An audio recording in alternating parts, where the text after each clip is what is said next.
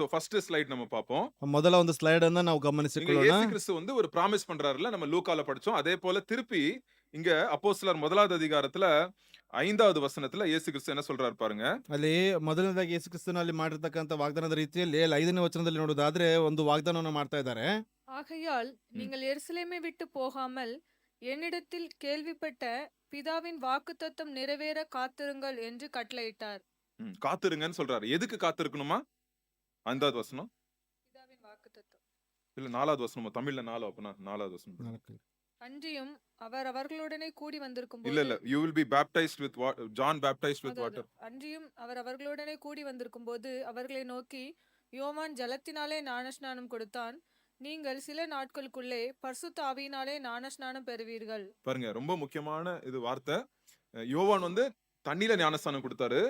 ஆனா நீங்க கொஞ்ச நாளுக்கு நீங்க வெயிட் பண்ணுங்க, பரிசுத்த ஆவியினாலே உங்களுக்கு ஞானஸ்தானம் கிடைக்க போகுது அப்படின்னு இயேசு கிறிஸ்து சொல்றார். ಅಲ್ಲಿ ಯೇಸು ಕ್ರಿಸ್ತನು ಹೇಳ್ತಾ ಇದ್ದಾರೆ, ಸ್ನಾನಿಕನಾದ ಯೋಹಾನನಿಗೆ ನೀರಿನ ದೀಕ್ಷಾಸ್ನಾನ ಮಾಡಿಸಲ್ಪಟ್ಟಿದ್ದಾರೆ, ಆದ್ರೆ ಈಗ ಪವಿತ್ರಾತ್ಮನ ಒಂದು ಸ್ನಾನವಾಗುವುದು ಎಂಬುದಾಗಿ ಅಲ್ಲಿ ಹೇಳ್ತಾ ಇದ್ದಾರೆ.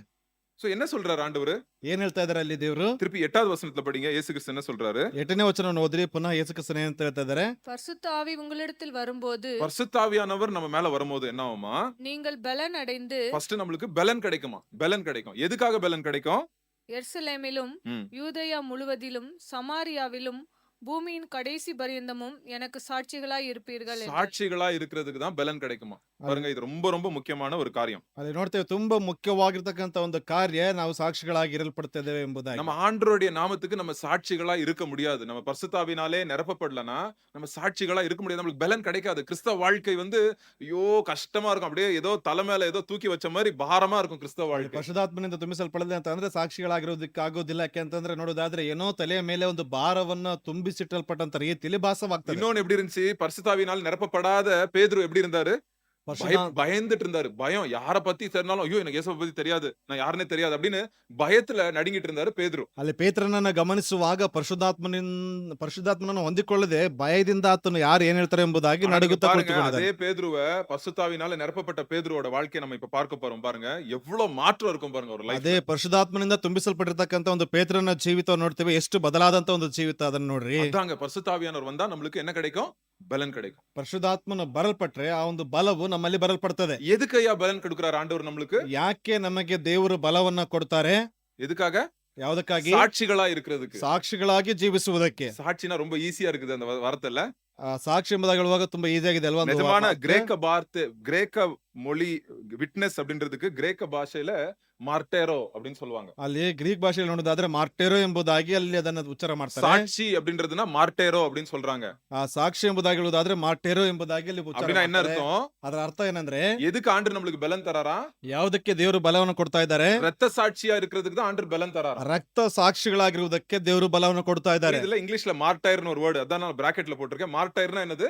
ரத்த சாட்சியா இருக்கிறதுக்கு தான் ஏசப்பா பரிசுத்த ஆவியினாலே நம்மள நிரப்புறாங்க. ಅಲ್ಲಿ ಆಂಗ್ಲ ಭಾಷೆಯಲ್ಲಿ ಬ್ರಾಕೆಟ್ ಅಲ್ಲಿ ಹಾಕಲ್ಪಟ್ಟಿದ್ದಾರೆ ಮಾರ್ಟಿಯರ್ ಎಂಬುದಾಗಿ, ಅಲ್ಲಿ ರಕ್ತ ಸಾಕ್ಷಿಗಳಾಗಿರುವುದಕ್ಕಾಗಿ ಎಂಬುದಾಗಿ. எங்க இருந்தாலும், நீங்க பன்சங்கரில இருக்கிறீங்களோ, ஜெயநகர்ல இருக்கிறீங்களோ, பெங்களூர் பட்டணத்துல இருக்கிறீங்களோ, கர்நாடகாலயோ, இந்தியாலயோ, உலகத்தின் கடைசி வரைக்கும் நம்ம ரத்த சாட்சிகளா இருக்கிறதுக்கு ஏசப்பா என்ன பண்றாராம்?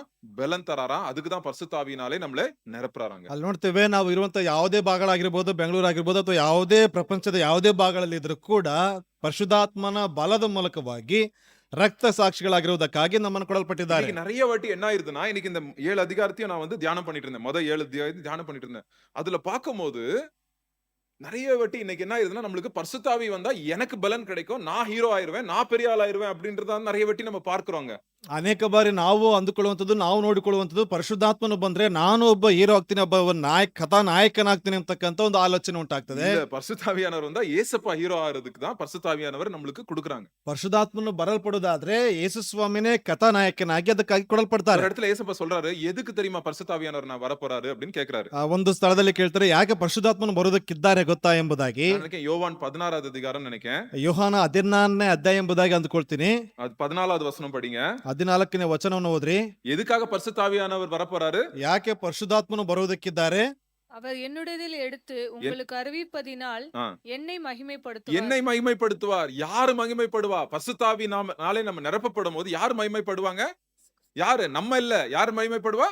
ಏಸಪ್ಪ ಮಹಿಮೆಪಡುವಾರ್. ಅಲ್ಲಿ ಪರಿಶುದ್ಧಾತ್ಮನ ನಮ್ಮಲ್ಲಿ ಬರುವಂತ ಸಂದರ್ಭದಲ್ಲಿ ಯೇಸು ಕ್ರಿಸ್ತನು ಮಹಿಮೆಯನ್ನ ಹೊಂದುವಂತವನಾಗಿದ್ದಾನೆ. என்னைக்கும் நீங்க ஞாபகம் வச்சுக்கணும், ஒரு சபையிலயோ ஒரு ஜெப கூட்டத்திலயோ நிஜமா பரிசுத்தாவியானவருடைய கிரியை இருக்குதுன்னா யார் மகிமைப்படுவா அந்த இடத்துல? மனுஷன் ஹீரோ ஆக மாட்டான். யார் ஹீரோவா? இயேசு கிறிஸ்து தான் அங்க என்ன பண்ணுவாரு?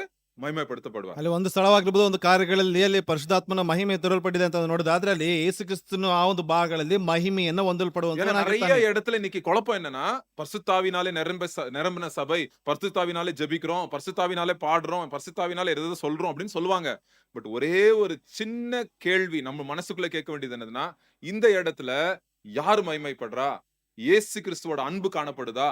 இயேசு கிறிஸ்துவோட வல்லமை காணப்படுதா? இயேசு கிறிஸ்துவோட சாட்சிகள் இங்க காணப்படுறாங்களா? பரிசுத்த ஆவியினாலே நிரப்பப்பட்ட ஒரு பரிசுத்தம் காணப்படுதா? அப்படின்ற கேள்வியை நம்ம கேட்கணும். ಈ ಒಂದು ದಿವಸಗಳಲ್ಲಿ ಪ್ರಶ್ನೆಗಳು ಕೇಳಲ್ಪಡುವಂತದ್ದು ಏನಂತಂದ್ರೆ, ಪರಿಶುದ್ಧಾತ್ಮನ ನೋಡೋದಾದ್ರೆ ಪರಿಶುದ್ಧಾತ್ಮನಿಂದ ತುಂಬಿಸಲ್ಪಟ್ಟಂತ ಹಾಡುಗಳು ಅಥವಾ ಪ್ರಾರ್ಥನೆ ಅಥವಾ ಸಭೆ ಎಂಬುದಾಗಿ ಹೇಳ್ತಾರೆ. ಆ ಪರಿಶುದ್ಧಾತ್ಮನ ಮೂಲಕವಾಗಿ ಯಾರನ್ನ ಮಹಿಮೆ ಪಡಿಸ್ತಾ ಇದ್ದೇವೆ ಅಂತಕ್ಕಂಥ ಪ್ರಶ್ನೆಗಳು ನಮ್ಮಲ್ಲಿ ಕೇಳಲ್ಪಡಬೇಕಾಗಿರ್ತಕ್ಕಂಥದ್ದಾಗಿದೆ. எல்லாருக்கும் கிளியரா? இப்போ எல்லாரும் கிளியர்? ஏன்னா இந்த புஸ்தகத்தை நான் ஸ்டார்ட் பண்ண போறேன், அப்போஸ்தலர் புஸ்தகத்தை. பரிசுத்தாவியினாலே நிரப்பப்படும் போது என்னெல்லாம் நடக்க போறதுன்னு பார்க்க போறோம். பட் நம்பர் 1 காரியம், ஏசப்பா நம்மளுக்கு சாட்சிகளா, இரத்த சாட்சிகளா இருக்கிறதுக்கு பலன் கொடுப்பார். அதாங்க ஒரே ஒரு நோக்கம், பரிசுத்தாவினாலே நிரப்பப்படும். ಇಲ್ಲಿ ನೋಡ್ತೇವೆ, ಈ ಒಂದು ಕಾರ್ಯಗಳನ್ನು ನೋಡೋದಕ್ಕೆ ಹೋಗ್ತಾ ಇದ್ದೇವೆ. ಆದ್ರೆ ಇಲ್ಲಿ ನೋಡೋದಾದ್ರೆ ಪರಿಶುದ್ಧಾತ್ಮನಿಂದ ತುಂಬಿಸಲ್ಪಟ್ಟ ನಂತರದಲ್ಲಿ ರಕ್ತ ಸಾಕ್ಷಿಗಳಾಗಿರುವುದಕ್ಕಾಗಿ ಕರೆಯಲ್ಪಟ್ಟಿರ್ತಕ್ಕಂಥದ್ದು ಈ ಒಂದು ಕಾರ್ಯಗಳನ್ನ ಇಲ್ಲಿ ಗಮನಿಸ್ತೇವೆ. என்ன பிரதர் இப்படி சொல்றீங்க அப்படின்னு நீங்க கேட்கலாம். ಏನ್ ಬ್ರದರ್ ಈ ರೀತಿಯಾಗಿ ಹೇಳ್ತೀರಿ ಎಂಬುದಾಗಿ ಕೇಳಬಹುದು. நெக்ஸ்ட் 4 வாரங்கள் நம்ம நெக்ஸ்ட் 4 கிளாஸ்ல வந்து அப்போஸ்தலர் புஸ்தகத்தை படிக்க போறோம்.